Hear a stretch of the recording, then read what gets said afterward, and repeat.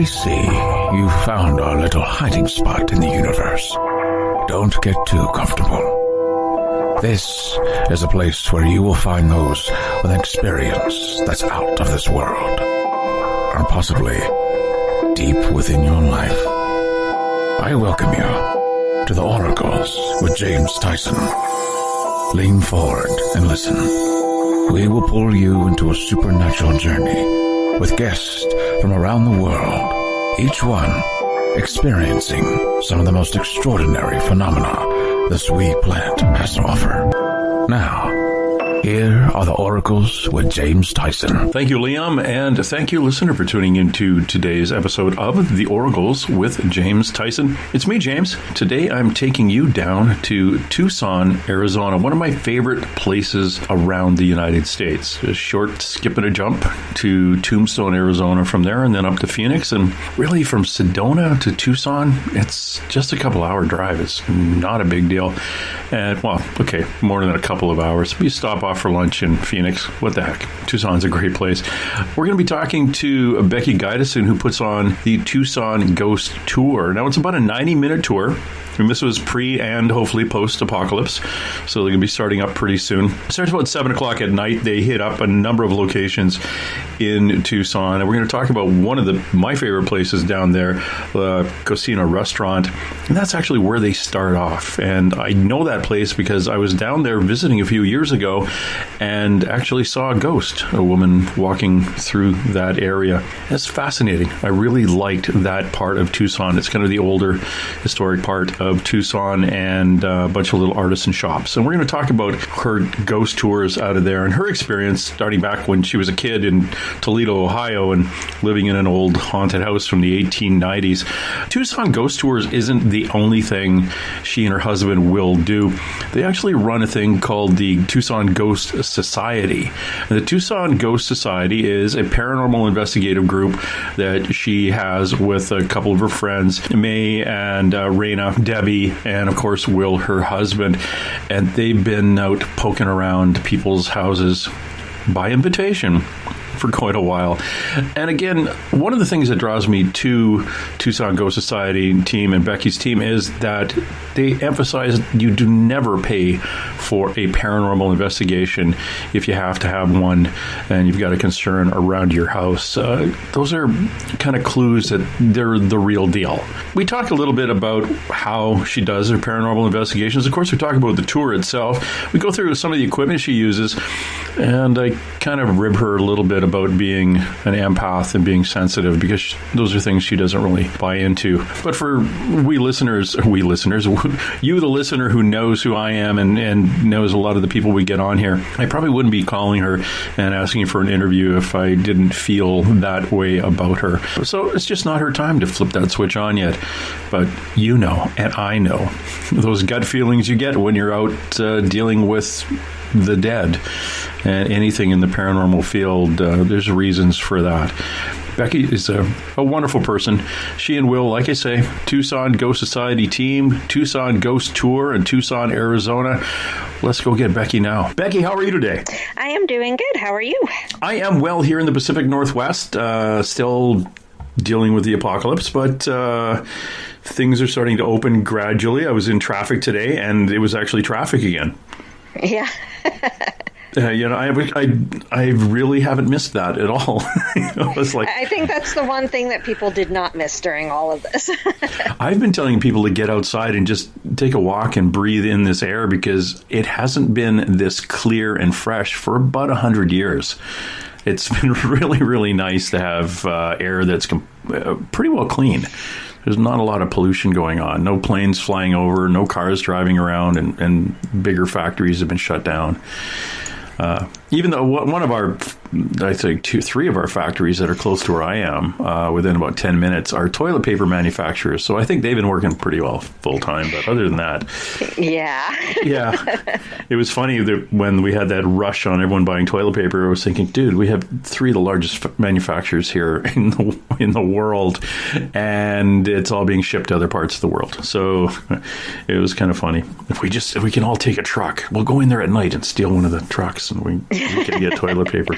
How have you been with this? Obviously, Tucson Ghost the Tucson Ghost Company tours have been shut down. And, yeah, sadly. Yeah, which is unfortunate. But again, things are opening up, and as soon as the buildings that you get to go into are open to go into again, you'll be up and running, and which is amazing. I love that you're introducing the public to this type of understanding. The woo-woo, the paranormal, and having them have an introduction to it. Now, you and your husband, Will, you started this group. Why did you do it, and when did you start? We actually started with the company in 2013. Never actually imagined being a business owner, to be honest with you. At the time, I was actually in college taking zoology. And I just got approached with this opportunity, and I thought about it for a couple days and said, why not? And kind of went from there. We just ended up buying the rights to the company from another person that lived in Bisbee at the time. And we took it over and we expanded on it and made it our own ever since then. I always had an interest in the paranormal. I actually grew up in a haunted house back in Toledo, Ohio. Oh, nice. And it's funny you said, the person you took over it from was from Bisbee. I've been to Bisbee. That's like another Disneyland for the dead. Yeah. I was in that restaurant, the hotel of the restaurant the restaurant of the hotel that's really haunted, the old one down there. And it was a lot of fun. Bisbee's a great place. So how long did the person run it before you guys took it over? I think she only had it for a couple years. She had started with her Bisbee tours, and then she had expanded to Tombstone and Tucson, and it ended up being too much to try to keep employees and keep them going. So she ended up giving up both of them. And I had actually went on one of her ghost hunts, and that's how I met her. And I bought one of her books, and I read about the Tucson Ghost Tour, and I was like, wait, I never heard about a Tucson Ghost Tour. Why haven't I heard about this? Because I would have been one of the people taking it. And I contacted her, and I asked her, I said, why haven't I heard of this tour? And she explained to me how, she had it for only about 2 years, and her employee that she trusted with it to run it basically moved, so she had to let it go. And she made a little side remark about, so if you know of anyone that would want to work for me, and right away I'm like, hello, I would love to do something like that. I love talking to people. I love, the whole paranormal. So I was like, I would love to do this. What kind of drew you to go on a paranormal investigation to start with? Yes, you grew up in a haunted house, but when you were growing up in that haunted house, did you actually see and hear things? No, actually, what was really funny is in that house, it was over 100 years old. So the house I lived in was actually built in the 1890s. And I would get creeped out, and I wouldn't go into certain areas. And I would hear because I had a weird living situation when I was a kid. I actually lived with my grandma, my grandpa, my mom, and my aunt. And I would hear my grandma talk about ghosts, and I would hear my aunt mention, about weird things that would happen in her room. But when I would mention that I was creeped out, they would be like, oh, you're just a kid. It's just your imagination. And so I never really had any major experiences in that house. But what had happened was later on, it was really funny. My next door neighbors that I had bought the house, and they moved in. So we knew who took over our house.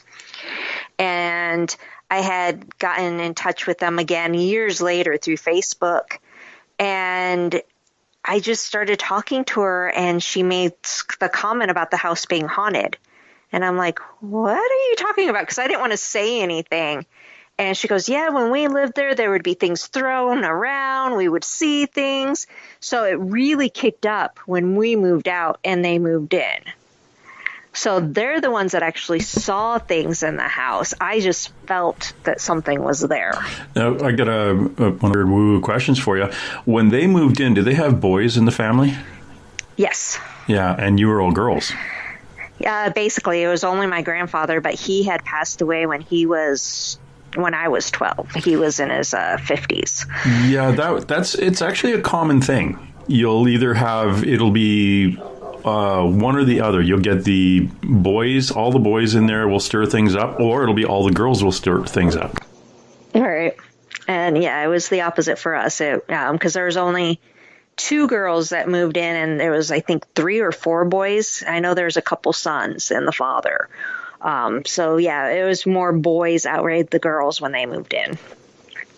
Yeah, and that's kind of what tips the energy balance in there. Do you have Irish background? Yes, actually I do. My maiden name is McKitty. And that would be the same as your grandmother and your aunt who had seen things in there? No, actually, that's my father's side. I was raised with my mother's side, and that side is English. English, okay. Because I know that people who are sensitive, Caucasian people who are sensitive, we have a lot of our background is Welsh, Irish, Scottish, Scandinavian with a dip into Germany, and then the inside of the boot of Italy, coast of France, Spain, and Portugal. And the England part of it is just a cluster of the bastardization of all those other ones. But the Irish seems to be a very intuitive chunk. It's, if you went back a few hundred years, that's our Aboriginal background. That's us living with the land and seeing elemental beings and the sprites of the forests and the fairies and the pagan kind of thing. That's us being Aboriginal as Caucasians. And if you had that Irish mix with an American Indian mix, you'd be glowing in the dark, and you probably would have been seeing things a lot when you were a kid. Well, actually, we do have Indian in our family, too. I think there was a great-great-grandparent was, I want to say, and I don't have the research. My cousin has the one research, but I think she was like a full-blooded Cherokee or something. So... Yeah, that's interesting because the intuitive side or the higher vibration, or what we'd call the empath side of the family, that would be your background, your ability to connect to the other side. Do you, this is kind of an odd, but do you consider yourself an empath or somebody who has a higher vibration? It's funny because I've always felt like I was more sensitive, and it really depends. Sometimes I will get these feelings that are out of the blue and I don't know where they come from. Sometimes I will pick up on other people's emotions. But I've been told many, many times that I shut my abilities off. Yeah, you do. I've been told that so much in my life. Do you know that you're dreaming while you're dreaming? Yes. Okay, that's a gimme. That's 24 to 26% of the population. That is a lucid dream. That is a dictionary definition of a lucid dream. Lucid dreams aren't always flying and unicorns farting rainbows out of their butt. That is just knowing you're dreaming when you're dreaming. And that is...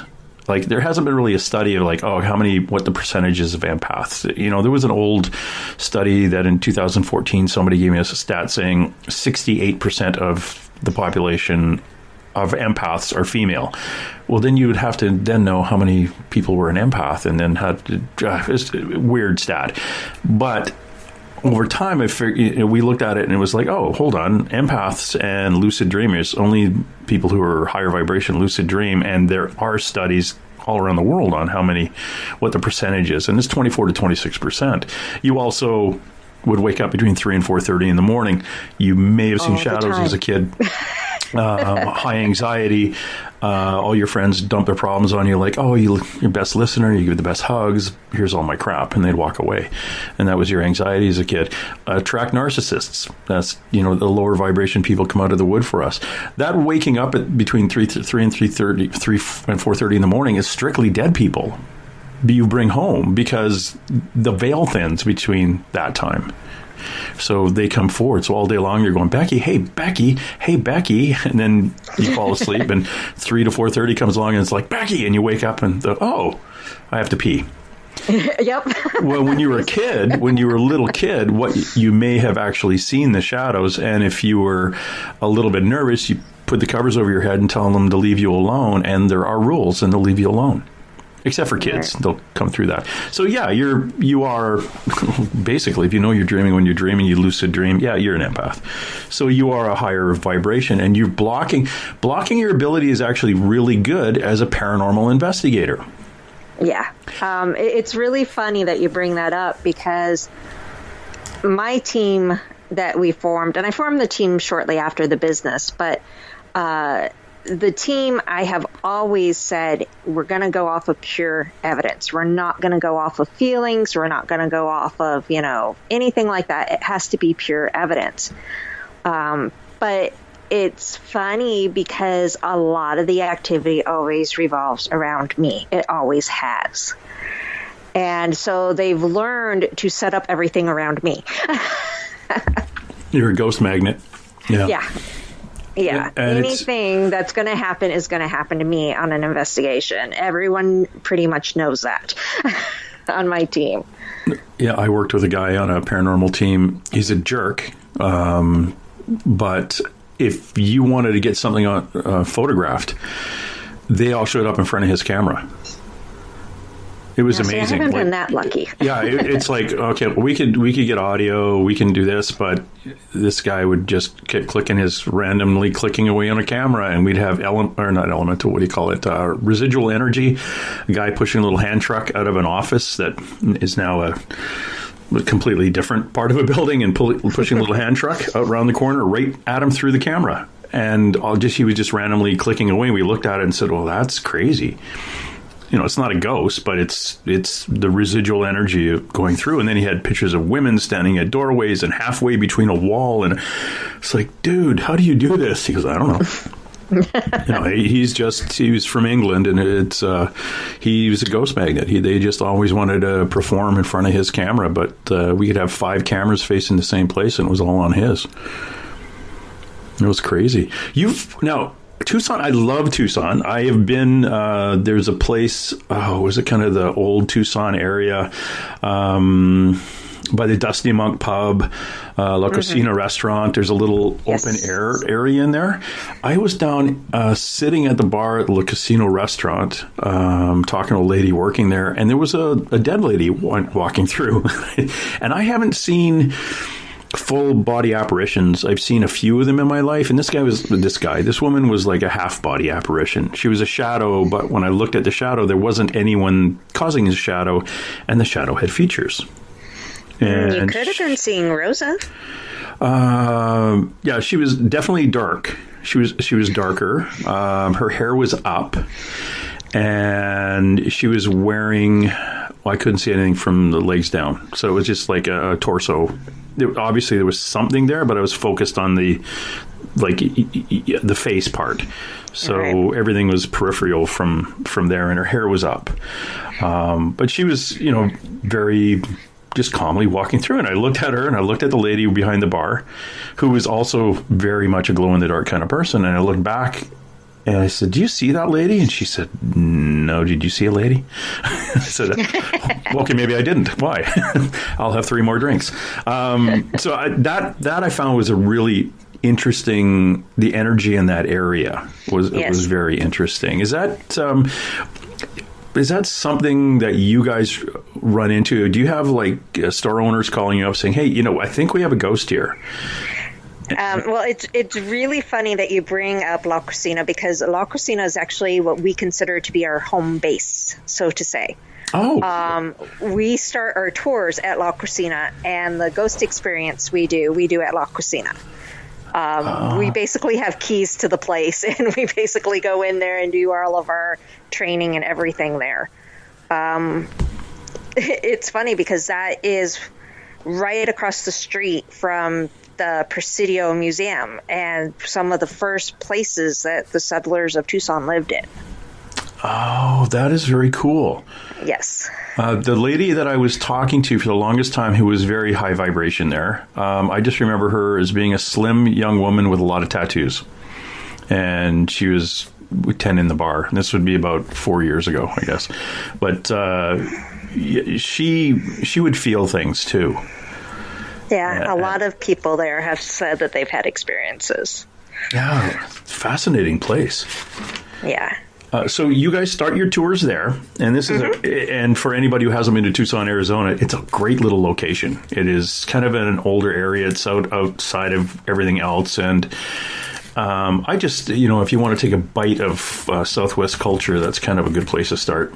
Plus, there's some funky little, I was going to call them pawn shops, but they're not. They're just like knick-knack stores. And there's an antique shop there. There's a record shop there. There's what they call the Art House Central, which is basically all local artists display their stuff there to sell. Yeah. So and there's a tattoo parlor there now too. Yes. And actually, a friend of mine lives in Tucson, John D'Souza, who is an ex-FBI guy who. Yes, I know who he is. I've worked with him before. Okay, so John and I actually did an outdoor interview on the patio of the Dusty Monk Pub. We filmed our interview there. It was kind of cool. It's a lovely place. Take me through a ghost tour of Tucson. What do you start at La Cocina, and where do you go? We start with La Cocina, and La Cocina, I think, takes up the first 10 to 15 minutes. I mean, there's just so many stories there at La Cocina. From La Cocina, we actually moved to the old courthouse, which was the original courthouse in Tucson. It's under renovations now. It was used as the courthouse up until, I want to say, 2 years ago. Now they're remodeling it, and they have a Welcome Arizona museum type thing going in there. Film Tucson's going in there, and some other places are going in there. I'm hoping once they're done with those renovations that we can go in there and investigate, because I've heard a lot of stories come from that courthouse, and the stories I heard actually came from a judge. So a pretty reliable source. After the courthouse, we go to the old Pioneer building. There's a lot of history and tragedy at the Pioneer.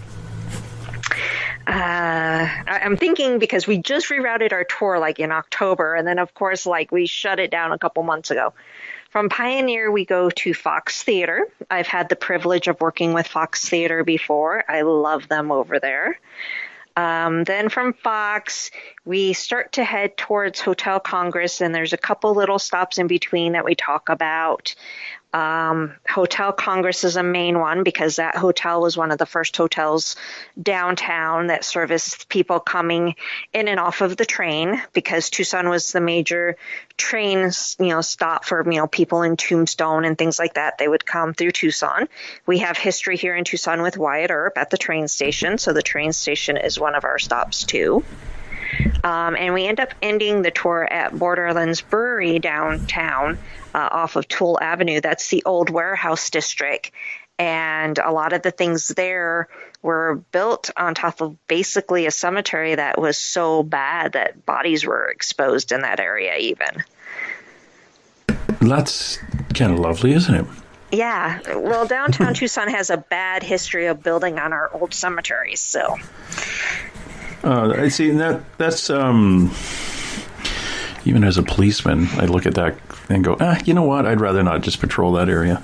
It's kind of funny because there's only dead people in cemeteries. It's not like a lot of times it's not their spirit that it's hanging out, because if, for goodness sakes, I'm going to die, I'm not crossing over. I'm not going to hang out in the cemetery. All right. I am going to go to the Fox Theater. I'm going to go to the Hotel Congress and I hang out in the bar. It's one of those things that people don't understand. It's like why schools are very haunted. Theaters and schools. It's really positive energy, and there's lots going on there. So I'm going to go hang out there. No, I'm not going to hang out in the cemetery. But I find, have you done this where you are in a cemetery and it seems to be really quiet until you read the name on the tombstone? What I've had happen to me actually is I will be drawn to a certain grave. And I don't know why. I had that happen actually in Tombstone. And we did the old cemetery, not the Boot Hill thing, but we did the old cemetery. And we were walking around, and what was really weird is we kept hearing this weird noise, and it was my husband and I. So Will and I were walking the cemetery. It was freezing cold.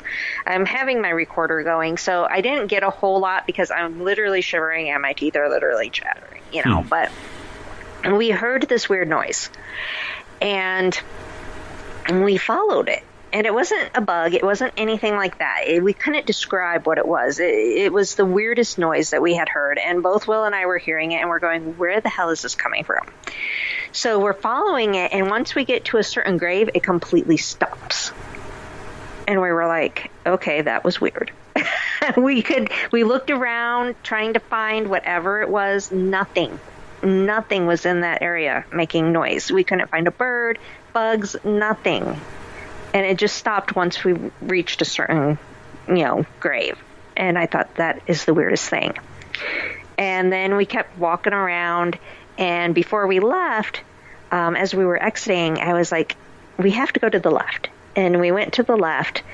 And we approached this one grave. And I stopped. And I saw that, unfortunately, people are rude and mean and disrespectful.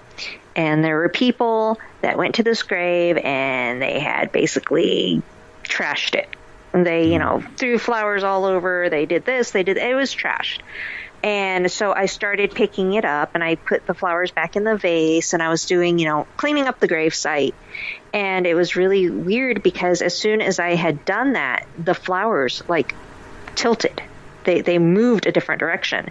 And I looked at, my husband, and I'm like, okay, did you see that? And he goes, yeah. And we're trying to recreate it and trying to get it to do it again, exactly what it did. And it wouldn't redo it. Interesting. So we were like, okay, maybe that was them thanking us for fixing their gravesite. We don't know. But it was really interesting because the way it tilted wasn't something normal. And we couldn't recreate it. Yeah. I know from my experience, if you go to a graveyard and there's, you have nothing there and you've got recorders and things running, if you just reading it to yourself, the name on the gravestone or saying it out loud, things will start picking up. It's almost like they come in saying, who are you? I was on the other side of the world playing golf, and you're standing here and you said my name. I just have to come over here and find out what's going on. And my psychic friend says, yeah, they're not even quote unquote ghosts. They are dead people who are off doing their thing. They've crossed over, and all of a sudden they show up going, oh, do I know you? Who are you? What are you doing at my grave? Oh, okay, fine. And then off they go again. But that's interesting. You heard the noise, because I've heard that before too, that there some will lead, especially a higher vibration person who has really good energy around them. They'll kind of be with you, and they're causing that noise, and they'll take you to who they are and say, okay, this is me, and I want to, thank you for letting me hang out with you. Well, maybe that's what it was. I just know that it was something that we could not figure out where the noise was coming from. And we followed it to a certain grave, and then it stopped. And I thought that was the weirdest thing ever. Yeah, it's fascinating. And for those of you following along at home, if you go to the website, TucsonGhostTour.com, that's TucsonGhostTour.com, and check out Becky's website, you can see all the different things that she and her team put on, along with paranormal investigations themselves. Now, when you said you were at this, it wasn't Boot Hill.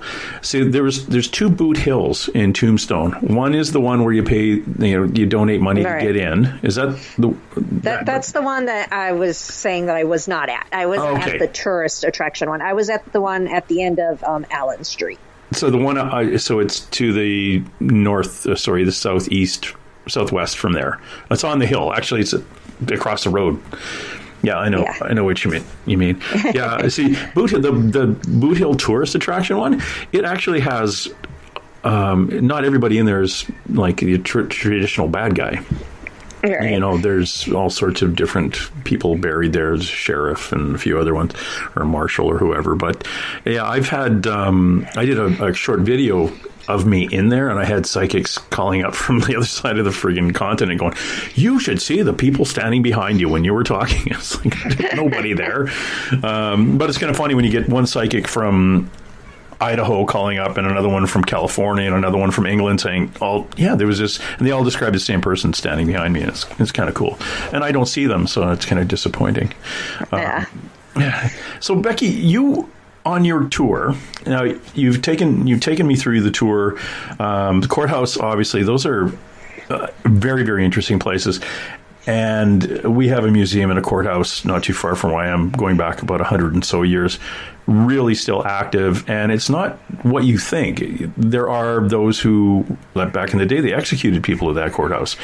But it's not just them. It's the judges and some of the staff that are still there. Right. Yeah, and those are the ones that are really interesting to interact with.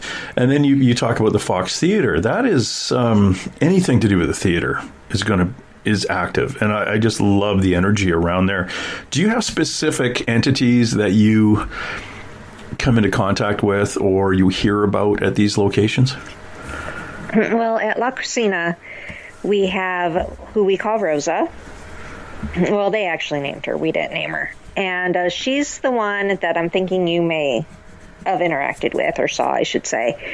She's an older lady. People usually see her like in a shadow form. Sometimes they'll actually see her. And when they do see her, they say that she's usually in like a black shawl, like old-fashioned clothing type thing. She seems to be, I guess, the mother figure. Whenever I've had my kids there, either she will come out or the little girl there will come out and interact with us the most. They also have a spirit there that they named Frank, and they said that they believe him to be old military.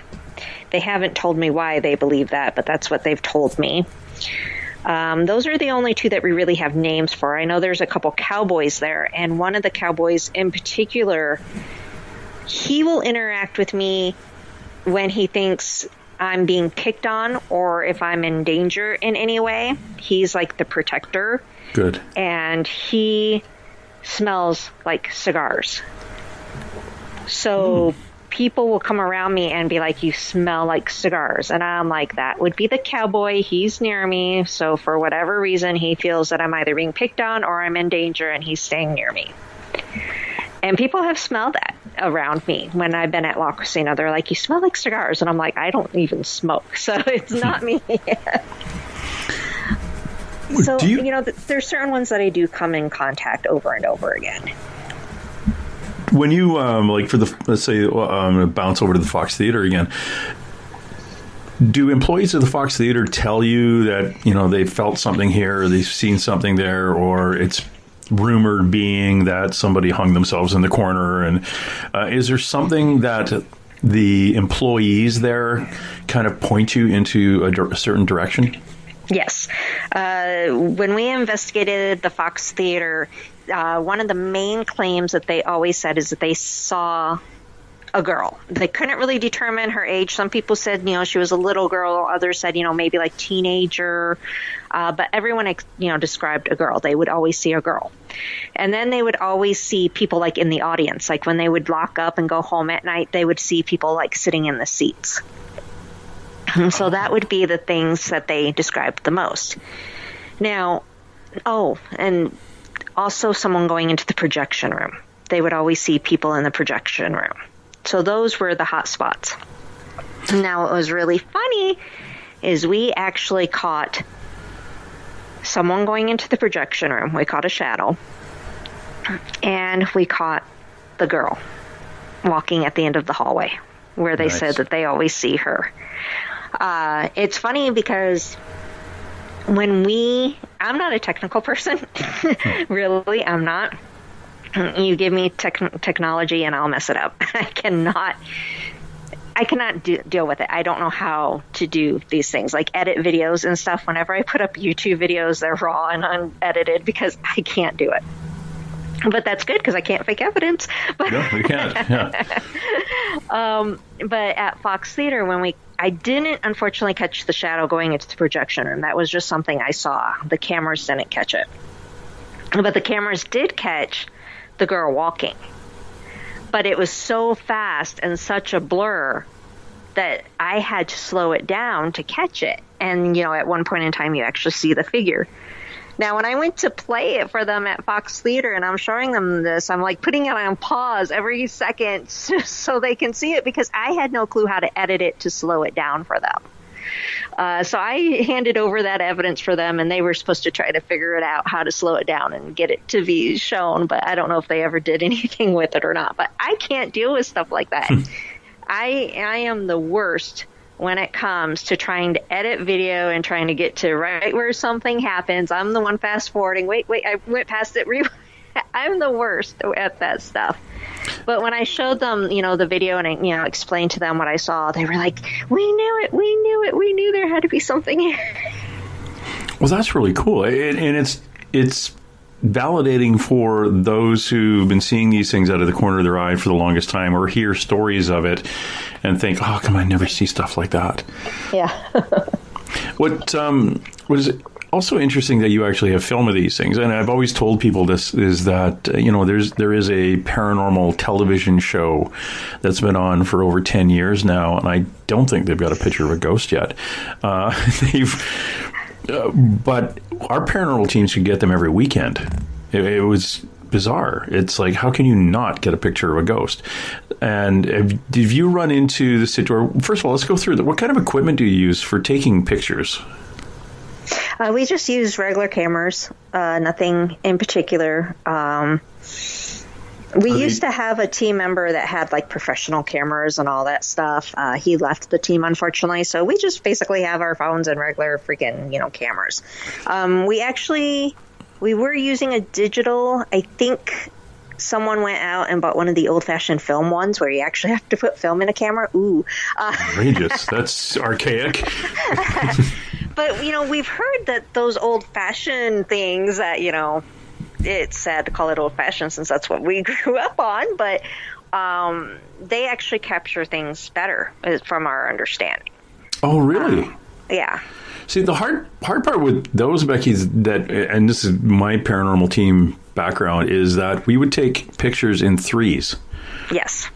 And if you're taking them with something that you have to go click and then advance the film and go click again and advance the film, it's not that quick. So then you can say, well, it's in the first picture, halfway disappeared in the second picture, and completely gone in the third picture. But if you're going to, depending how fast you can take the picture, right. It's unless you've got the auto winder and all that stuff. See hooked up. Yeah, we're not going that old fashioned where you have to wait for the little bulb to light up and Oh no, not that old fashioned, but yeah. Somebody got one of those little flash cubes to put on top of the camera, which is probably way even older. That's in my day, not in your day, when the Kodaks came with a cube on top that had 4 flashes on it, and you'd click it and it would go. Anyway, it's interesting. We use digital cameras. We'll have them modified into full spectrum, and then we'll light up a room with just full spectrum light, and so we can catch various spectrums of light if we're taking the pictures. And then we do the regular cameras too. And a lot of times I will use my iPhone and get a picture of something. I have a floating woman's head at a theater. Oh, wow. all our fancy gear was set up on the stage. I took a picture with my iPhone and I said, what is that? And it was this woman's head floating up onto the stage, which was kind of freaky. Yeah. But again, the other cameras didn't pick it up. It was just my iPhone picked it up, and it was spot on. You can't say it's not a woman's head floating. And no, I didn't monkey with my iPhone camera because, again, I have no idea how to do that either. It is fascinating. Your recording equipment, what type of stuff do you use for recording? For EVPs, each of us have different types of recorders. I actually have one of the Zoom ones, so I have one of the more advanced ones. And then we have, just a regular DVR system. I think we bought it at freaking Best Buy or something like that. We do have one thermal. Those things are expensive. Oh, yeah. And we do have one of the Connects, so you can see the stick figures. We do not have a portable one, though. We have one of the old-fashioned ones where we have to hook it up to the laptop. But still, A buddy of mine had one of the ones where you just kind of, it looks like an iPad thing, and you hold it up and it does a stick figure thing. And it was a lot of fun, but he doesn't use it anymore.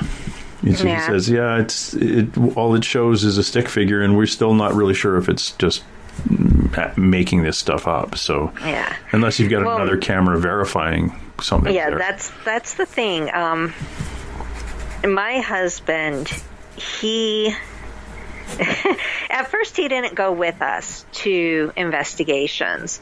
And I'm not saying that I was quick to call things a ghost or anything, but it was me and a couple of girls. And we weren't the most, like I said, we're technically challenged, all of us pretty much. So we didn't understand a lot of things, when it came to, what would make this kind of noise and what would cause this and what would cause that type thing. We wouldn't call it paranormal, but we would be like, okay, we don't know what that is. And then my husband, started coming along, and he started being like, okay, it's doing that because of this. So he basically has been able to debunk a lot of things that the equipment does. Yeah. Because he's like, okay, that's being set off because of that. Like I already knew this one, but I knew that the REM pod would be set off by walkie-talkies. So he would take it like one step further, like, the REM pod's also being set off from, this vibration of this and blah, blah, blah, blah, things that I would be like, what? Speak English? Well, and for my listener, what is a REM pod? The REM pod is the small little device. It's round, and it has like 4 lights on it and the antenna. And whenever the EMF field around it changes, it lights up and it makes the noise. And my husband actually bought me one. I think it was for a Valentine's Day gift, and I was so excited. I was like, oh my gosh, I got this REM pod. Yeah, some girls want flowers and chocolates. I want ghost hunting equipment. So I got this, and I took it for a test drive to an investigation. And we went to this old bar that was closed down. And we heard, I think it was knocking sounds. And there's a lot of homeless people in that area. So we had 2 team members go outside and make sure that no one was by that door knocking. And when they went outside, they had walkies, and we had walkies inside, and they radioed in saying that there was nobody in sight. And when they radioed in, the REM pod went off. Now, this was my first time using the REM pod. It was my first time ever having it. I got so ecstatic. I think I jumped like a mile in the air going, oh my God, my REM pod went off. I was so excited.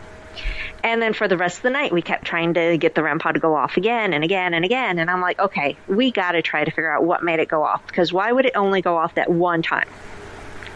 So we tested it, and they went back outside. And as soon as I hit that walkie, it went off. And I was like, I got so mad. I was like, we debunked it. So, we've, been able to figure out simple things like that. But my husband, Will, he's, basically a mechanic. He's worked construction.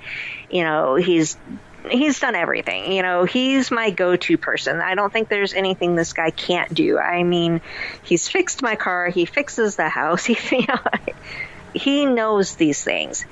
And so when it comes to all these electronic things we use, he knows what they're meant to be for, because a lot of these things aren't meant for ghost hunting. They just figured out, oh, this works for ghost hunting.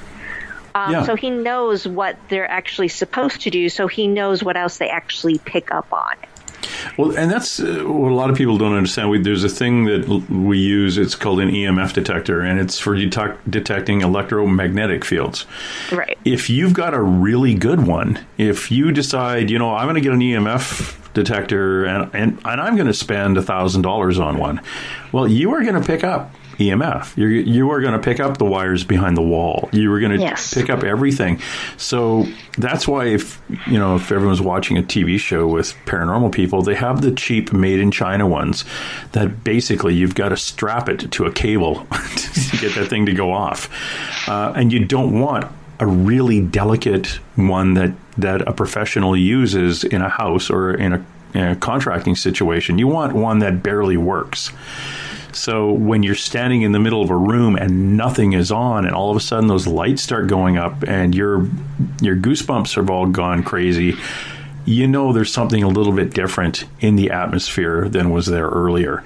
Right. And so, all these things are made for a specific function outside of paranormal investigating. We've just adapted them. And yes. The EMF detector is the big one. It's like, do not go spend a lot of money on them. And unfortunately, the $30 ones are now $90 because everyone's so buying many them. people are into it now. So stop that. Complain about buying the $90 ones. Get the cheapo. Those still great cheap ones.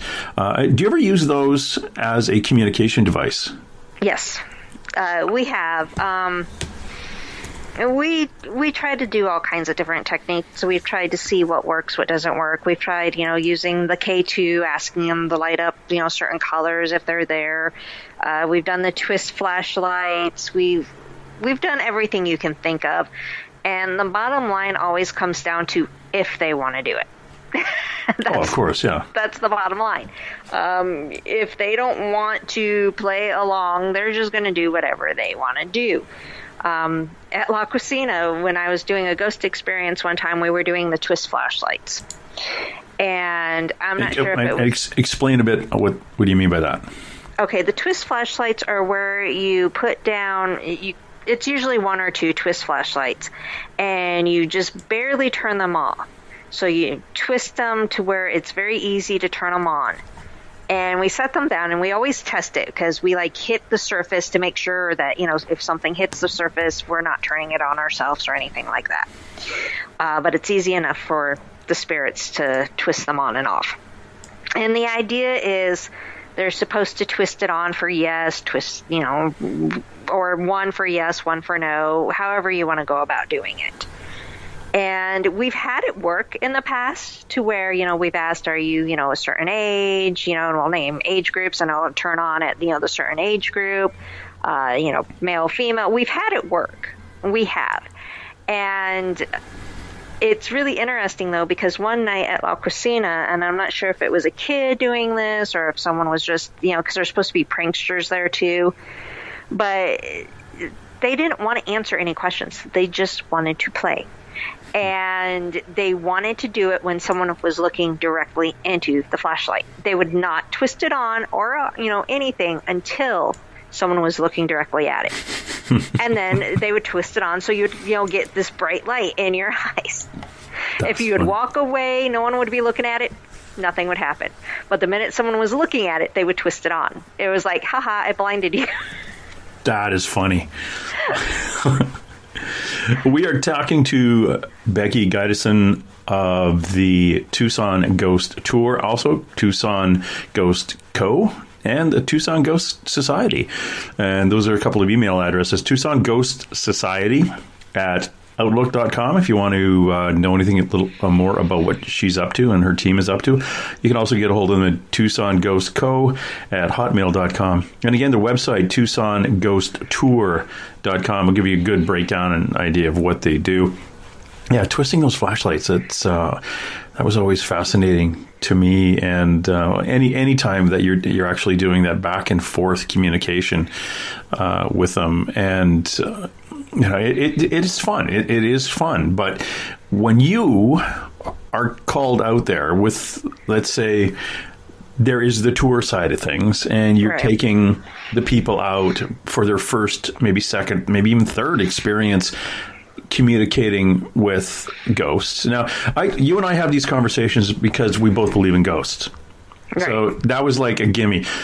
I can tell you there are ghosts. I've brought them home with me. I had one standing at the foot of my bed, like I'm looking at a real person. I saw ghosts when I was a 16-year-old kid, full on body apparitions.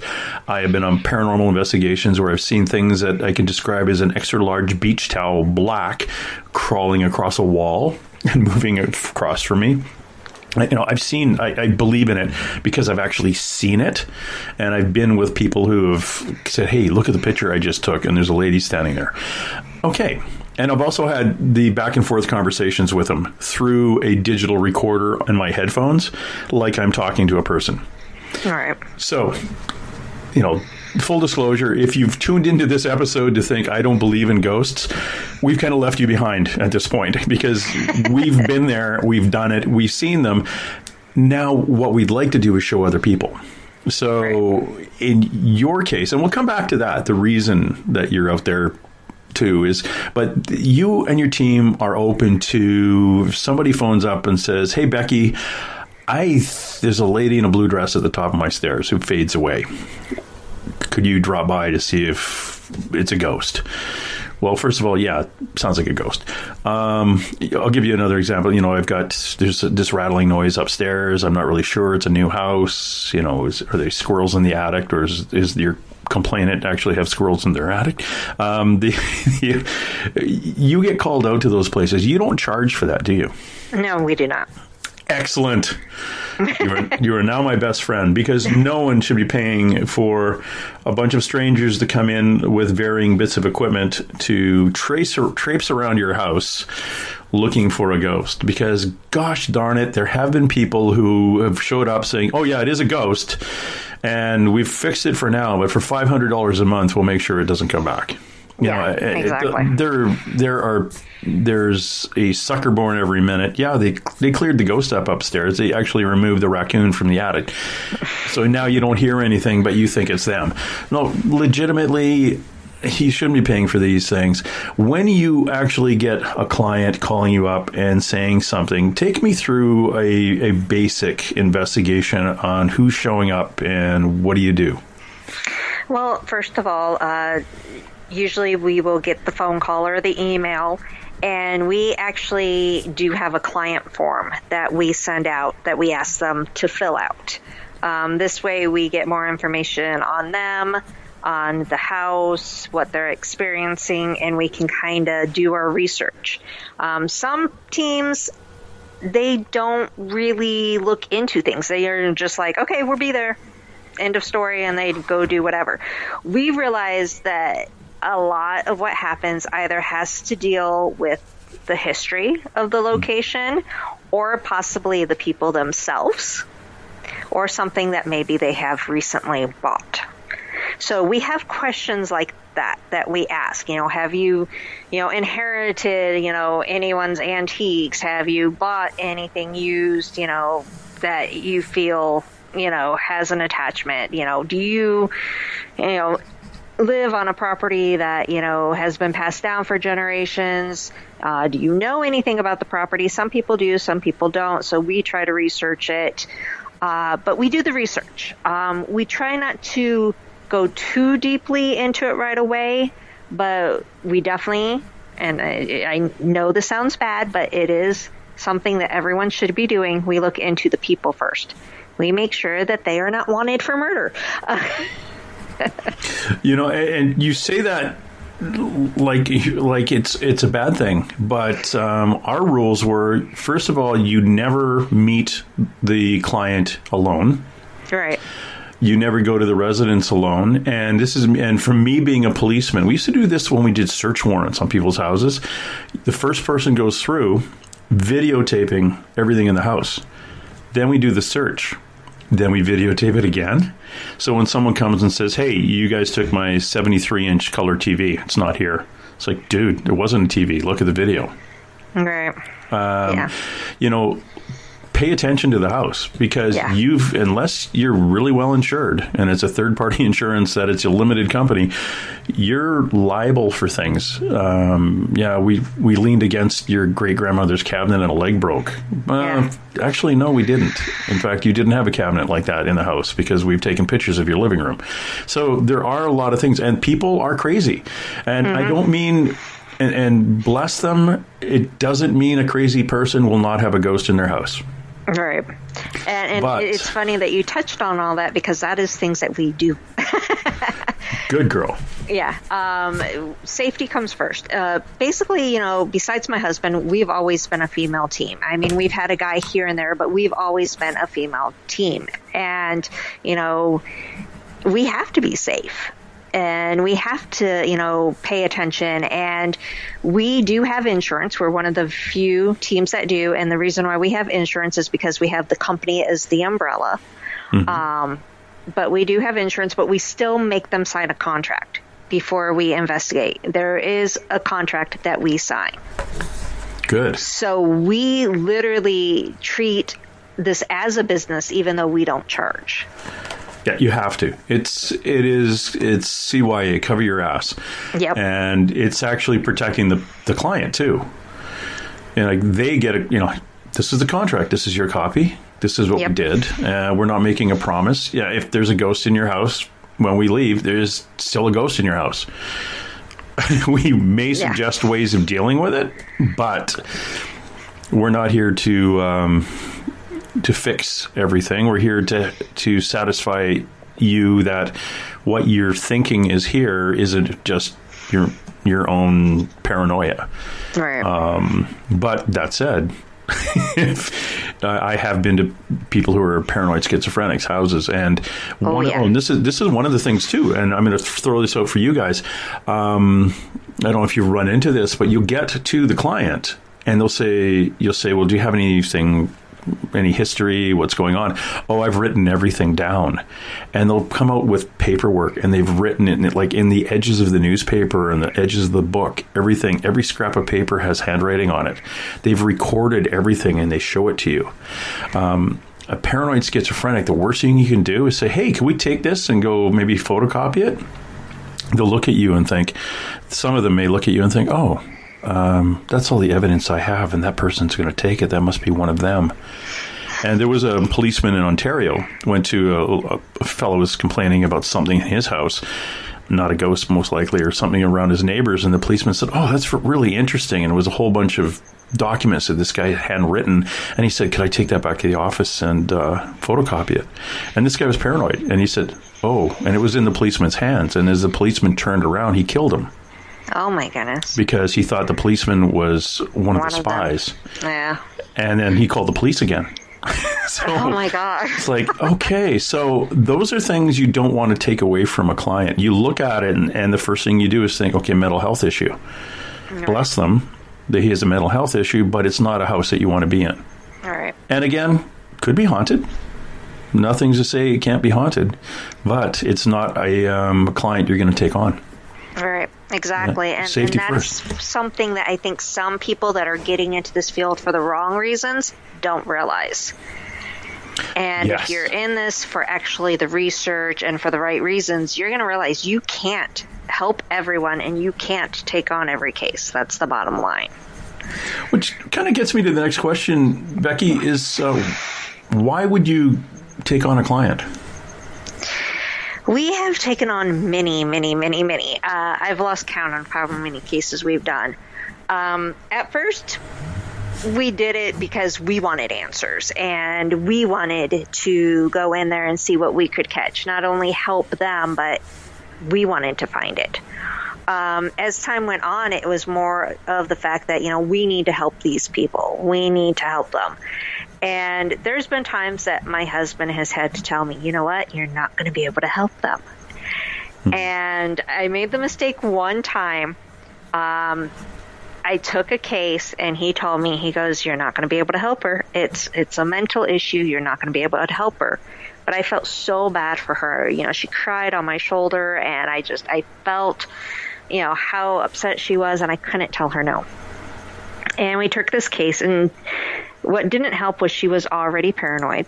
I mean, she wasn't as bad as you described earlier, but she was already paranoid, and her apartment that she lived in cornered the elevator of the building. So her workspace was right near that elevator, sending off those huge high EMFs. And she's already a paranoid person, and she's working around these high EMF fields. Her paranoia went through the roof because of all this. We didn't find anything paranormal at all in her place. It was just basically her paranoia that was doing it, and the fact that she's around these high EMFs. And it got to the point to where she was asking my husband to go with her to her storage unit because she was afraid she was being spied on by, her ex and things like that. And we finally had to cut ties with her and tell her, look, you need to go to the cops if that's what you believe it is. We can't help you any further. So we have dealt with things like that. So we try to be a little bit more picky on things. But we try to pick the people that we do feel really need our help, who are really desperate.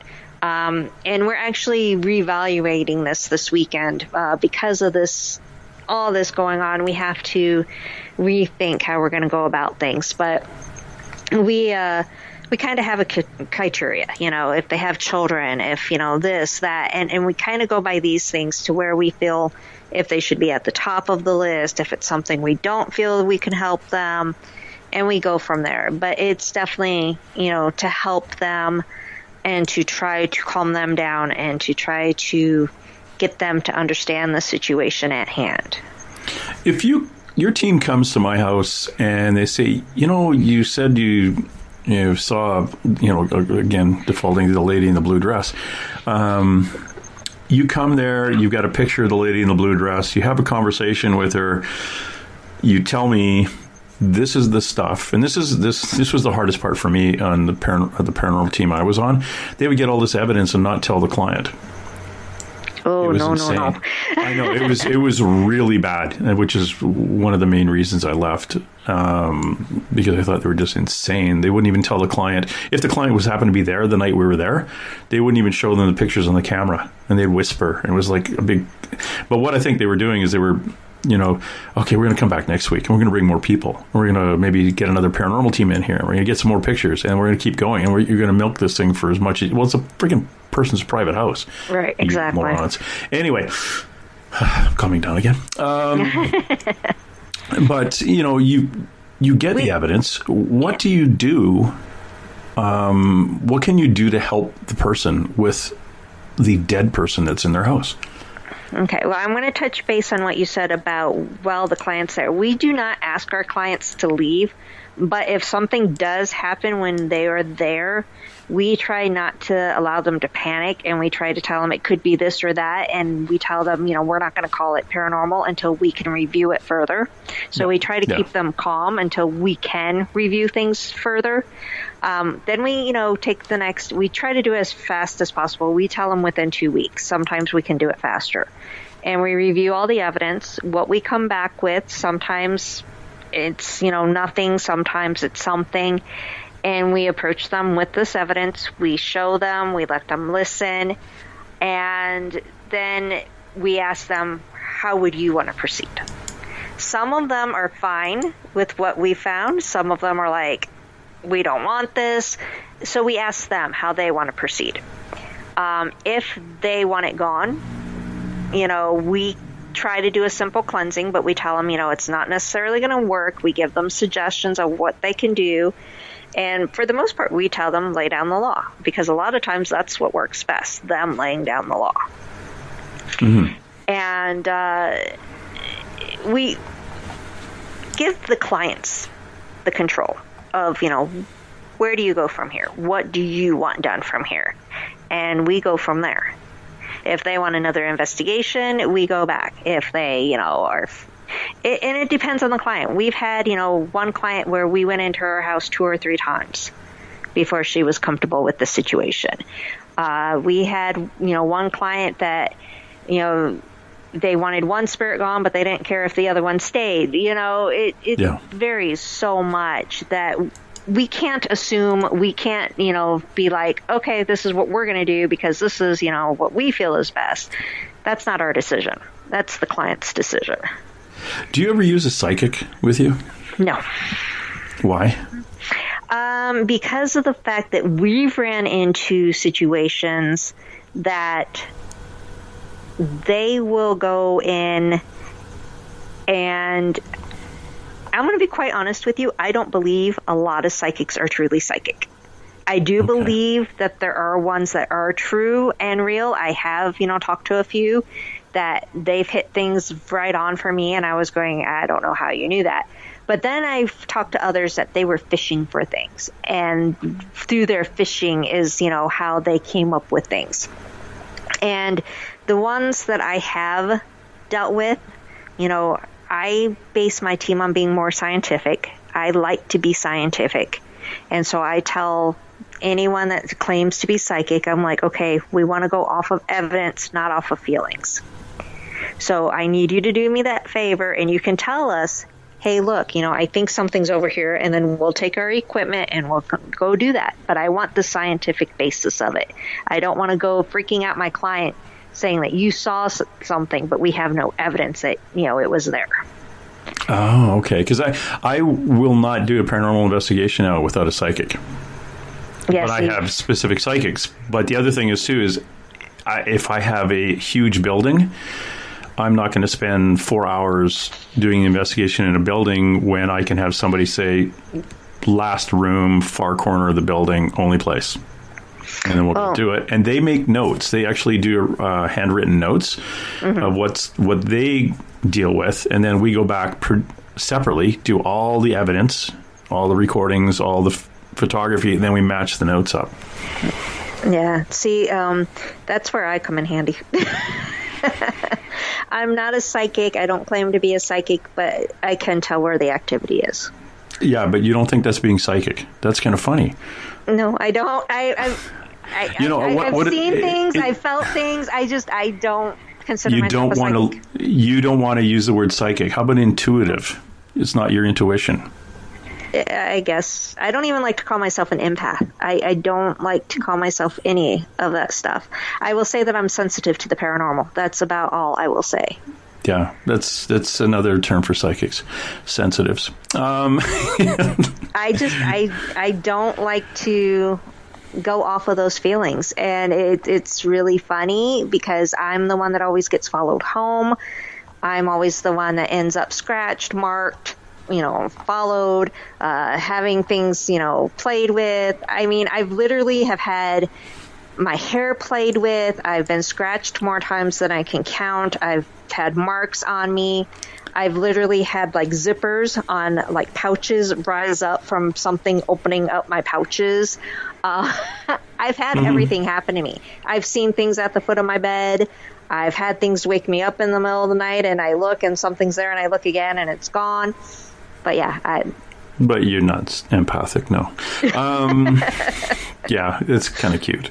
And I don't mean that, I really mean that not as a condescending. I don't mean that condescending. It's like, you're the type of person I just kind of look at if I'm having a beer with, and going to go shaking my head while watching their hair raise up on each side of them as something is playing with their hair. And I'm going, really? And you don't believe you are doing this, right? It's walking like a duck and it's sounding like a duck right now, but you're just not ready. It's okay. Yeah, and that's why people say that I'm the one that blocks it. Yeah. And, there's reasons that you're protected, and there's reasons that part of you is blocked. A lot of, and on my show, I talk to this is a psychic heavy podcast. Intuitives and people who cross dead people over, and people who do readings and prophecies and all sorts of things, and astrology. But there's always a thing too, is that you can be intuitive. You can be genetically predisposed as being a higher vibration person, but it's just that you're not ready. Right. It's not your time to have that extra switch flipped on. And I friends of mine work for the government, work for the FBI. One worked for the CIA. They do remote viewing. They do. They have dead people showing up in their house and saying, "Hey, could you help me tell my mother where my body is?" And then they end up working with the police and backtracking and finding the body. That's what they do. They're paid. That's their gig, and some of this doesn't come till later in life. Mine, I've been doing it all my life. I just didn't know what it was. And it was in 2012. It was pointed out to me. and these things I saw were ghosts. I kind of wrote them off as something in my head. Well, I had a psychic actually tell me which of those things were real and were ghosts without me ever telling them any of the details on them, going back to when I was a kid. They just said, oh, by the way, that thing you saw when you were 16 after the car accident, yeah, that was a ghost. It's like, holy crap, how did you know I had a car accident when I was 16 and I saw a ghost? Right. So that kind of thing. But it was my time for that switch to hit. Your time's coming. It's just not now. Yeah. I've always, my whole life, I've been one of those weird people. Oh, no. You're I call it weird. But even as a kid, I was very aware of, the possibility of things and things being out there. Number one, when I was a kid, I always thought it would be really cool to have an alien as a friend. I don't know why I thought that, but I just thought it would be really cool. And people would be like, why? And I'm like, because it would be cool. And I do think I saw a UFO when I was a kid. It's so blurry in my, back of my head that I can't tell you, but I could swear that I saw something when I was a kid. Becky, you want to see a UFO? You were in a place that UFOs are all over the place. Yeah, I know. It's like, go outside. Look for a satellite. Like that one satellite moving. Go, okay, that's a satellite. But keep looking. You'll see them traveling in groups. Satellites don't travel in groups. Right. And that's Arizona. I go to Sedona and I take Melinda Leslie's UFO tour and I go out there and I watch groups of them, 4, 5, 6 of them flying around. It's insane. Dr. Lynn Kitai is a friend of mine who did the documentary The Phoenix Lights from like 23 years ago, the parade that went from the Prescott Valley basically right down the main highway and off into New Mexico. It's witnessed by 10% of the population. You are in UFO City. Yeah. Well, what was funny though is it was when I lived in Toledo that I saw it. Well, yeah, we get it like Pacific Northwest, Ontario, the New York State, Virginia. They're all over the place. It's just that where you're living now is like UFO central. Yeah, I just remember, and like I said, it's fuzzy. I don't remember everything. I just remember being a kid, looking up in the sky, seeing this round thing, and then the next thing I know, I was inside. That's all I remember. Inside your house? Yeah. Okay, good. Had me going there for a second. Next thing you know, I was inside. Inside the craft? No, I wish. See, I would have thought that would have been cool, but no. I mean, it's fuzzy. I don't remember a lot. But well, that's cool. Yeah. I always thought as a kid, it would have been cool if, I ended up with an alien friend from that. I was weird like that. And I remember one thing in particular that when I don't even know how old I was. I know I was in elementary school and I was in Girl Scouts. And we had this weird badge thing that we were learning, and I think it had to do with our ancestry. I don't know what it dealt with, but I remember we had to go to a cemetery and we had to look up names because we were going to be researching these names or something. I just remember going to the cemetery, and I remember some of the girls would sit down on those tombstone benches. You know what I'm talking about? They're actual tombstones, but they're in the shape of a bench. Yeah. And I remember the girls would sit on those benches and they would start writing down all these names. And I approached 2 of them and I told them, and I don't know why I did this. It was so out of the blue. And I remember the weirdest look I got from them. But I told them, I said, if you are sitting there, you need to at least say hi to them and be respectful to them. And they gave me this weirdest look, like, what the hell are you talking about? They're dead. But I was like, you need to be respectful to them. You have to at least say hi to them because you are sitting, at their grave. So my whole life, I've always been like that, respectful, to the unknown, and always thought that it was, fascinating and how cool it would be. So I've been like that since I was a little girl. I remember looking back and, just getting the weirdest reactions because of stuff like that. But it's cool. It's a different way of seeing what's around you, and it's also respectful to the unknown.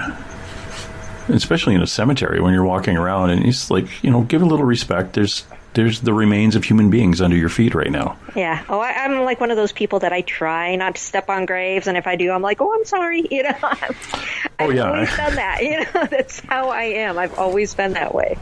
I remember going in a graveyard one night, and as an adult, as a policeman, because there were some kids horsing around through the cemetery, and I stubbed my toe on like the flat tombstone that's kind of set into the ground. Mm-hmm. I stubbed my toe on it, and I said, "Oh, I'm sorry." It's like, and there's nobody around, and I kind of looked around and went, "Okay, that was odd." But I was apologizing. I said, "Oh, sorry about that. Just go back to sleep. I'm just moving through." Yeah. It was like I was going through my kids' room and I banged their bed by mistake. Oh, sorry, it's okay. Go back to sleep. Yeah. It's fascinating. We are talking to Becky Gydesen. She is one of the owners, she and her husband Will, of Tucson Ghost Company. Go to the website, please, tucsonghosttour.com, and check out all the cool stuff that they're up to. And yes, because of the apocalypse, everything's been shut down for a bit. So depending on when you're listening to this, because it is in the podcast ether out there right now, this, of course, was being recorded in May 2020. And if you're off into the future and you found this recording somewhere under a rock, it's back in the day we used to have a thing called a podcast, and that's what it is. We're talking about it's very, very interesting. I love Tucson. I love El Chero restaurant, the homie, the chimichanga. Mm-hmm. You've got great old stuff, and anytime you've got old stuff, you've got me. And anytime you've got that much quartz and silver in the ground, you're going to have all sorts of cool activity. And I find that from Bisbee to Tombstone, just a solar loading of that energy from the sun. It seems like dead people can kind of tap into that and get your attention in more ways than one. Like you say, pitching your butt, pulling your hair, unzipping your fanny pack kind of thing. It is something that's very, very unique to that energy. You have there's a river running through there, correct? There's I can't remember. Water in Tucson? Water. No, there isn't a river? We have the Santa Cruz, but as far as it ever having water in it, during the monsoon, but that's about it. During the monsoon, that was November 1983. Because that's one of the things that we find here in the Pacific Northwest anyway. If you're around anywhere of tidal movement of water or running river, we find energies such as the dead can kind of tap into that and become a little bit stronger enough to be able to see them. Or beside a railway track. Yes. We've noticed that one. Yeah. One of the locations we've investigated, literally the railroad is right behind the building. Oh, okay. It's annoying, but it kicks up the energy. Yeah, and that's where I was having this conversation. I think my very first week as a paranormal investigator, having a conversation with a disembodied woman across the table from me. There was a train going by every 40 minutes. So you could hear it coming on your, like with the headphones on. Yeah. You knew it was coming half an hour before it got there. Kind of, okay, the train's coming. But once it went by, you're fine. But that energy, plus it was a river, a very large, fast-moving river. So all that energy they could tap into. And I found in places like Bisbee and Tombstone, it's primarily Tombstone, of course, there's no water there, but it's on top of a flippin' silver mine. Right. Many silver mines, lots of quartz in the ground, and easier to see. And I don't know what your opinion is on the dead people, but there are dead people all over the place. It's just that some are a little more easy to interact with. Right. And it's based on, my understanding anyway, or my belief is it's based on the energy they can pull in to make themselves available to you. Have you gone through the thing where your batteries all die? Oh, yeah. Yeah, and that's one of them, too. Yeah, or that my equipment, I've had the opposite, where we've had something off and it'll turn on. Yeah, and to me, those are attention getters. Mm-hmm. Like, hey, I'm here. I had I was doing a residential one, and downstairs in the basement where the teenage boy was staying, it was very active. They'd seen things, they heard coughing, they heard knocks and bumps and everything. And while we were down there, the his Nintendo game was beeping and burping and doing all that stuff, but it wasn't plugged in. No, yeah. That's always an interesting thing. Yeah, so we're looking at it going, oh, well, did anyone step on that, or did anyone turn it on? And one of the guys says, it's not even plugged into the wall. And we're looking at the lights going on it, and I'm thinking, okay, that's a clue. That's right up there with opening and closing cupboard doors. But it's draining the batteries, to me, was always like, okay, I need some energy because I need to get your attention. And they're draining the batteries and still not getting your attention. But that, turning things on, turning things off, the flashlight too, the twisted flashlights, EMF detector with the lights going back and forth. Sometimes they want to. I did a documentary where literally I did old school. I hung a piece of string, and I said, if there's anybody here, move the string. And it was an extremely active place in the bar, in a pub. Like an Army and Navy, is a Legion thing for Army veterans and things. And it's very active. It's very haunted. So I'm hanging this string, and we had my Zoom, and we had a couple of other recorders going. And I said, if there's anybody here, can you touch the string? The string didn't move. But on the recorders, we heard a guy very clearly say, don't touch the string. So it was like he was like the dominant guy behind the bar going, don't play with these idiots. Kind of like what you were saying with like, all of a sudden nothing happens. Yeah. At El Casino, it was just like, we got one guy coming in saying, don't humor these people anymore until they look in the flashlight and turn it on. Yeah. But, playful little stinkers.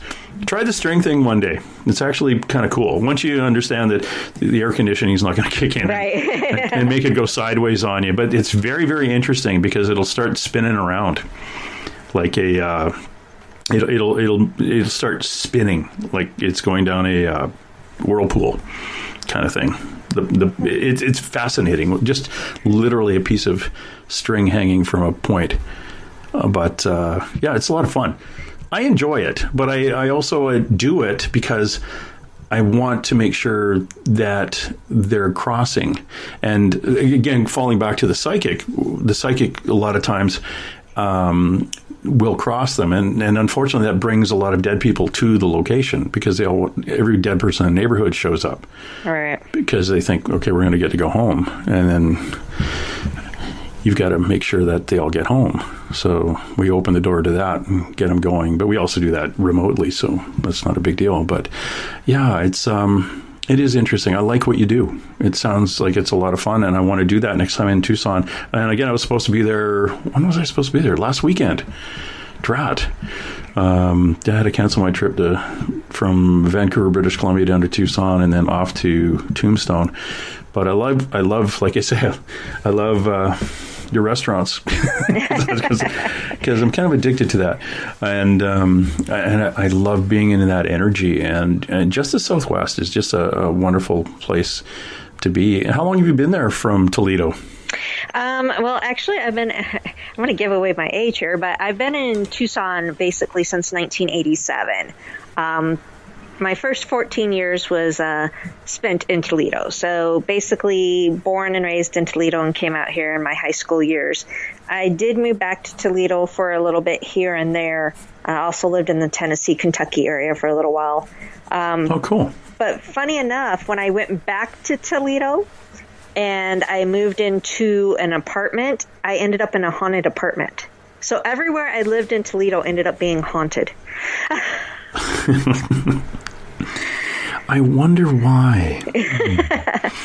And the one in the apartment, I think, got angry at me because I wouldn't acknowledge anything.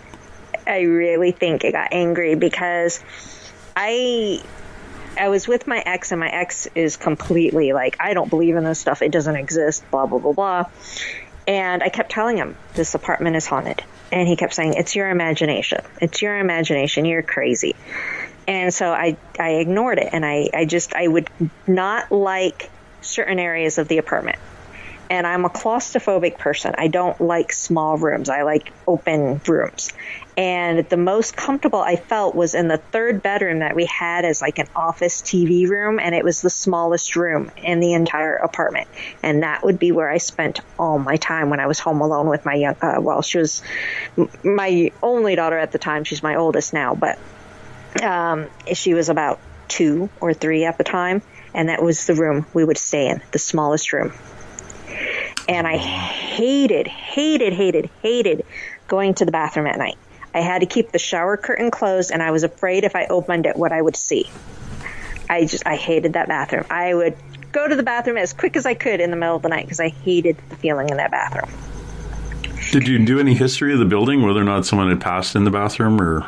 No, I never did any of the history. Which, after I said that out loud, I thought, yeah, that would be stupid to do.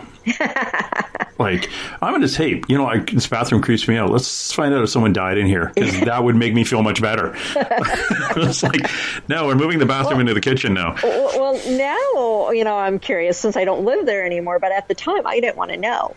And of course, yeah. What was really funny is that ended up being my first major paranormal experience, was living in that apartment, because I was home with my, like I said, she was maybe 3 at the time. She's like 20 now. But we were just her and I heard this loud, like crashing, like this loud knocking sound. And I was like, okay, what was that? And I had a cat, so I'm thinking, okay, the cat knocked something over and broke something. Great. So the apartment kind of went in like a circle in some ways. So I started off in the kitchen. And I'm looking for like a broken glass or something on the floor so I can clean it up. Nothing. So I go back to my like bedroom. Nothing. Look into my daughter's room. Nothing. When I come back into the living room, and the third bedroom was on the other side of the living room, I saw broken glass on the ground, and I'm like, okay, what broke? And I look up, and I saw my picture. But here's the weird thing. The picture was literally flipped.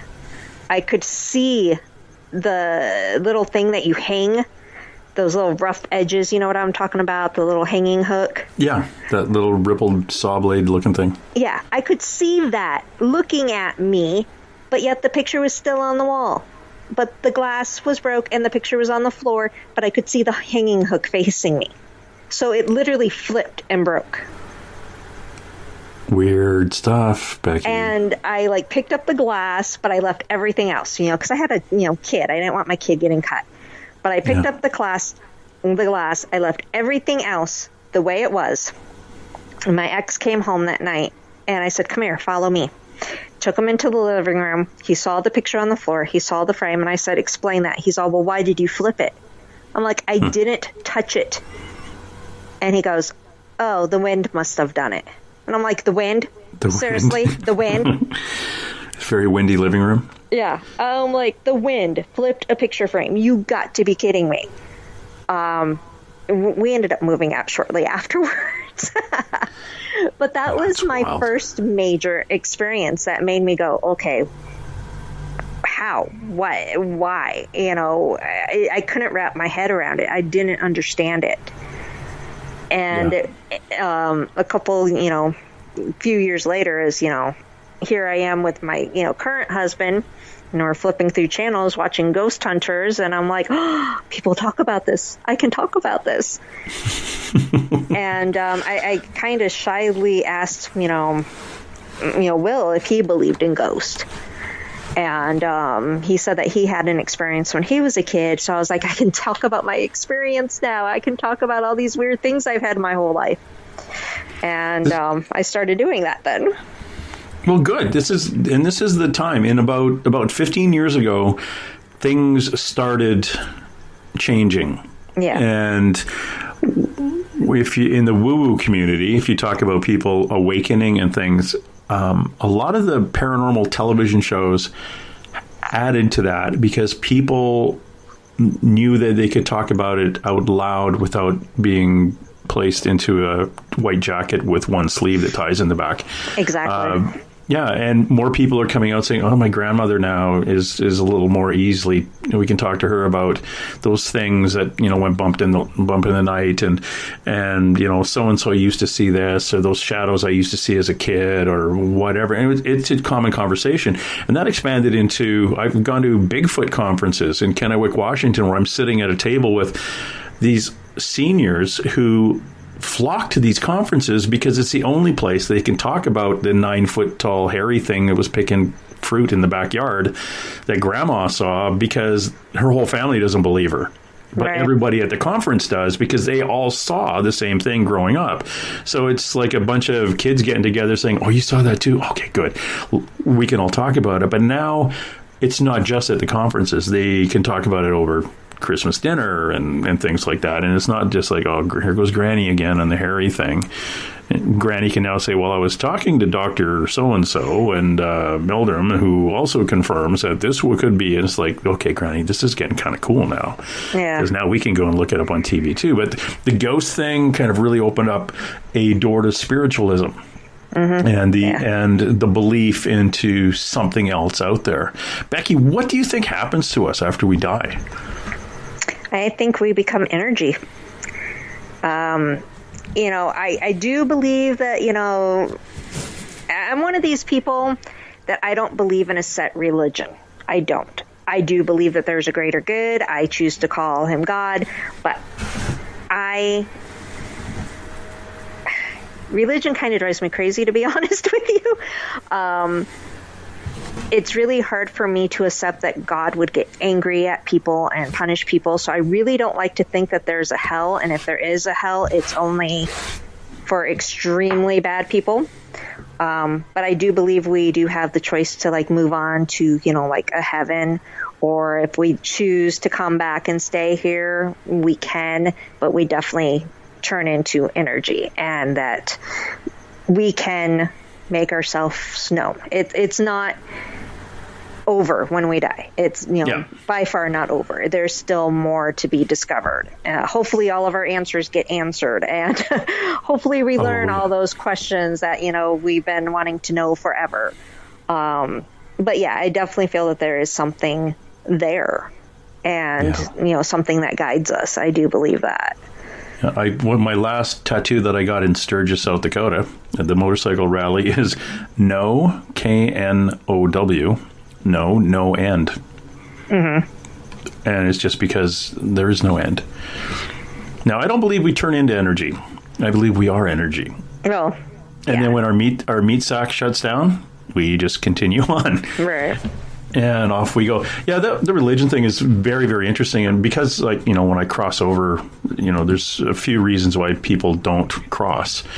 And one of them is, a very common one, is they have a religious belief that, they coveted their neighbor's wife or something, and they broke a 10 commandment, therefore I'm going to go to hell. I thought we were just going to be all worm food, and now I realize there's a light, and my great-grandmother's coming through, and I'm thinking, oh, crap, I can't go. So I'm just going to stay here.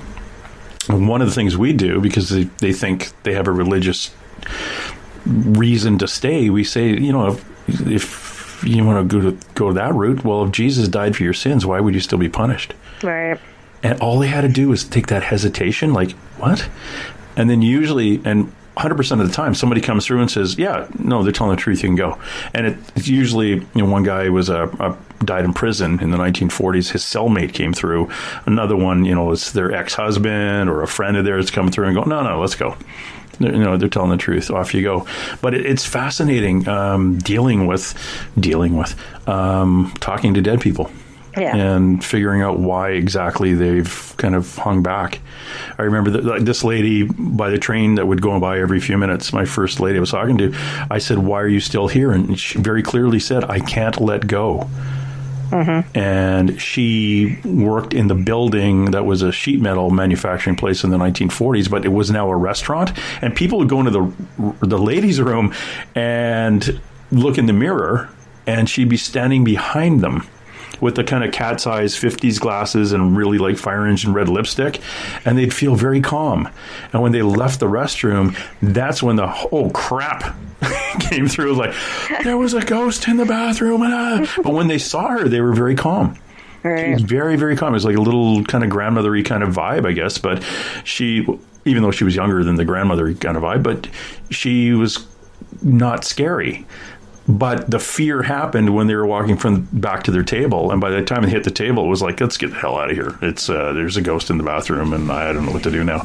But that lady, she just couldn't leave the business alone, and then historically, she was married to the guy who had the business. So we identified her, but she could not leave that business. That was her life, and he died in a plane crash in the 60s or something, and she just stayed at work.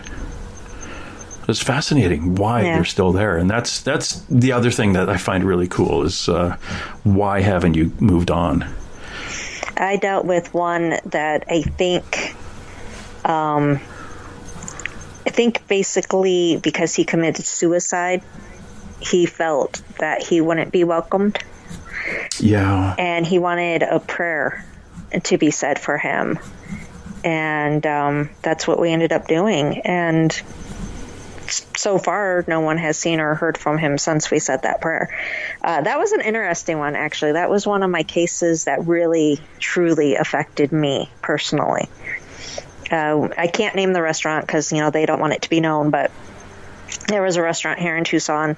They called us in because they said, the employees, they've had so many, things happen. Some of them were starting to freak out.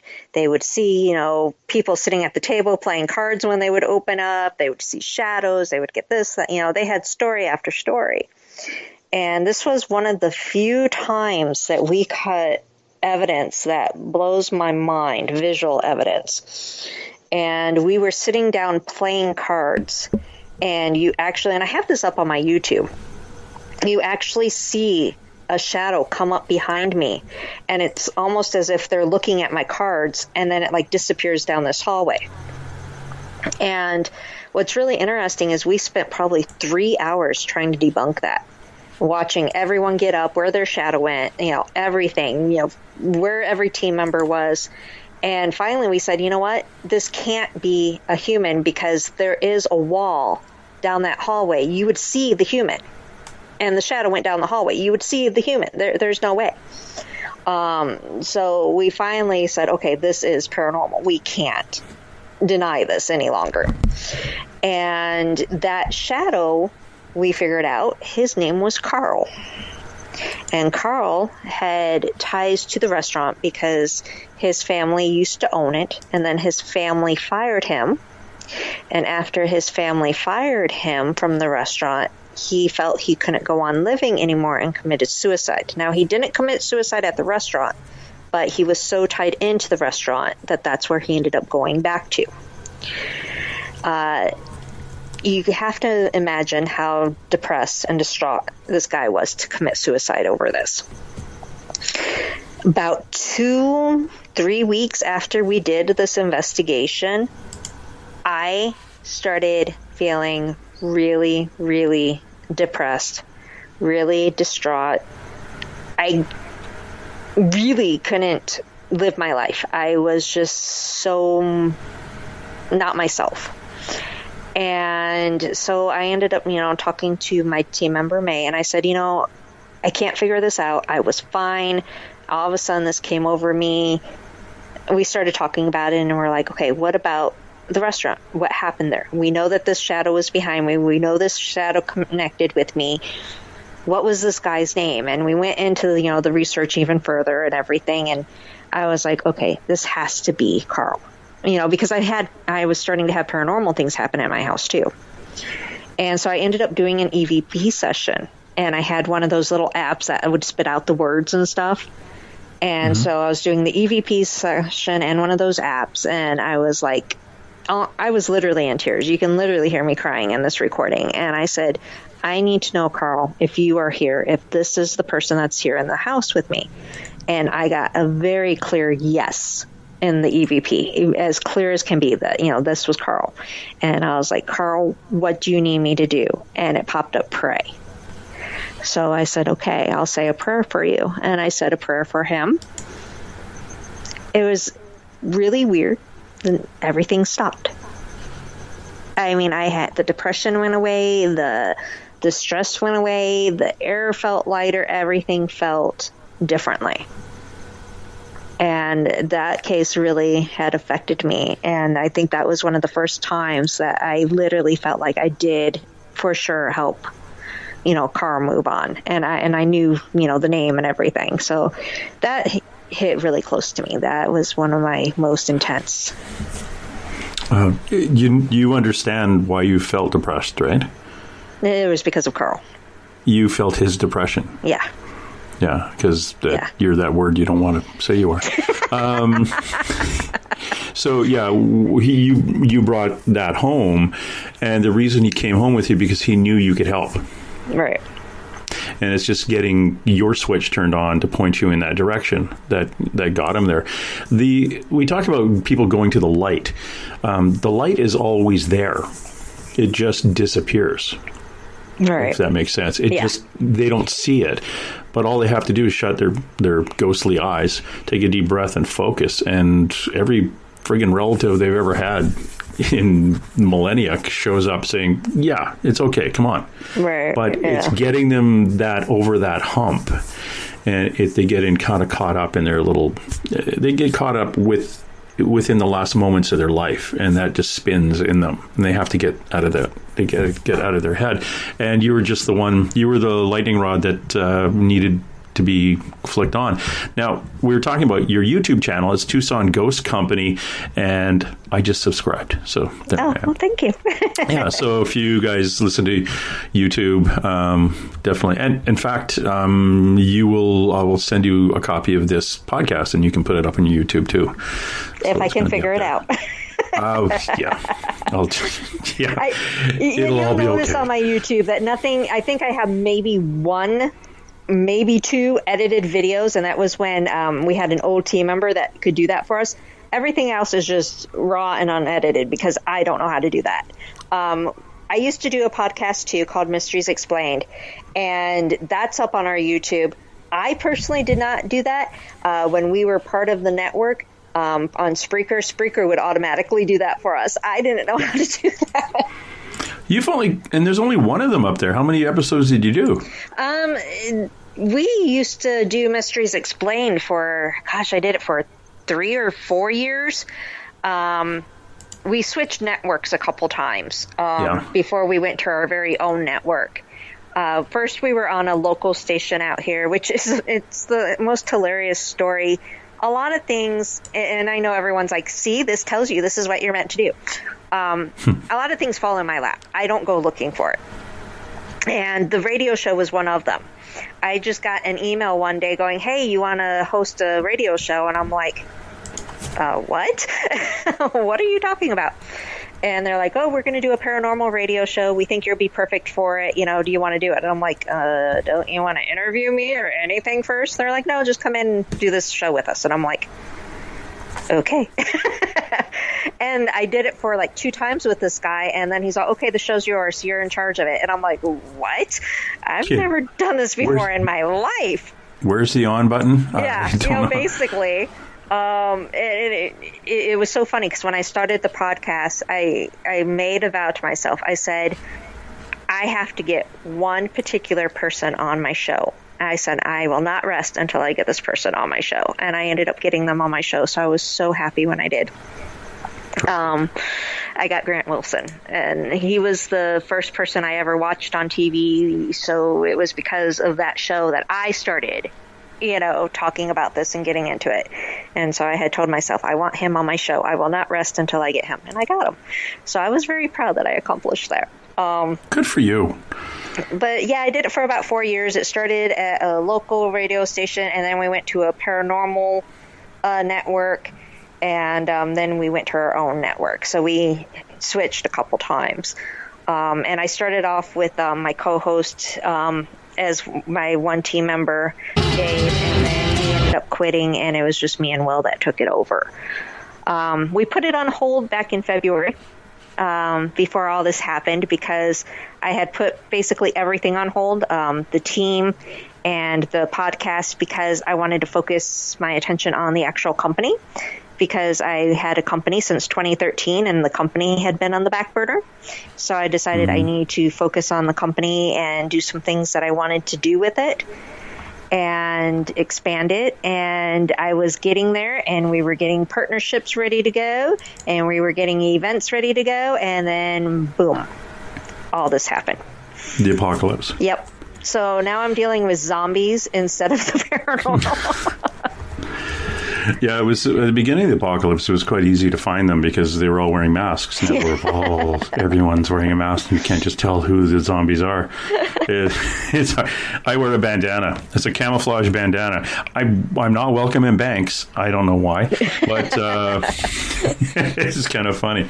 Okay, Becky, you know what? I'm going to let you get off and do your life and get ready for opening your doors again for the Tucson Ghost Tours. And again, for the listener out there, go to the website TucsonGhostTour.com. Again, TucsonGhostTour.com, and check them out. And if you live in the Tucson area and you have what you think is a visitor hanging out, you think you might be a little haunted, give them a shout. You can get a hold of them at the Tucson Ghost Society at Outlook.com, Tucson Ghost Co. at Hotmail.com, or just go to the website TucsonGhostTour.com. You can find Becky and Will and the Tucson Ghost Tour or Tucson Ghost Company on Instagram. You can find them on Facebook, obviously YouTube, because I just subscribe. I almost said prescribed. I just prescribe to them there.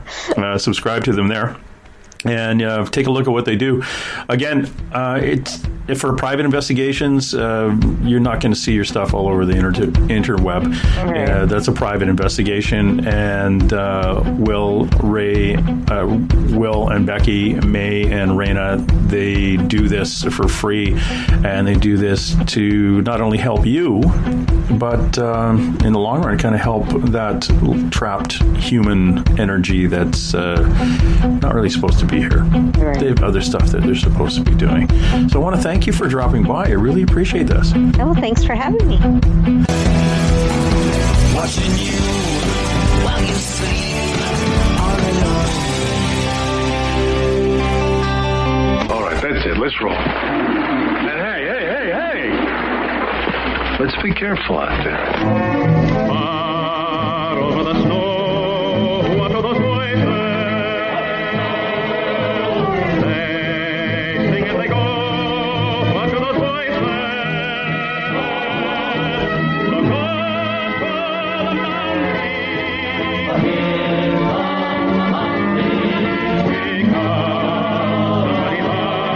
Because somebody died, somebody better. Through the hail, like a pack of angry wolves on the trail. We are dead or alive. We are out to get you, dead or alive. And forget yourself. If you're the one, better run away. Son, you are done. Throw your gun away. Here come the Mounties to get the man that after now. Run through the hail.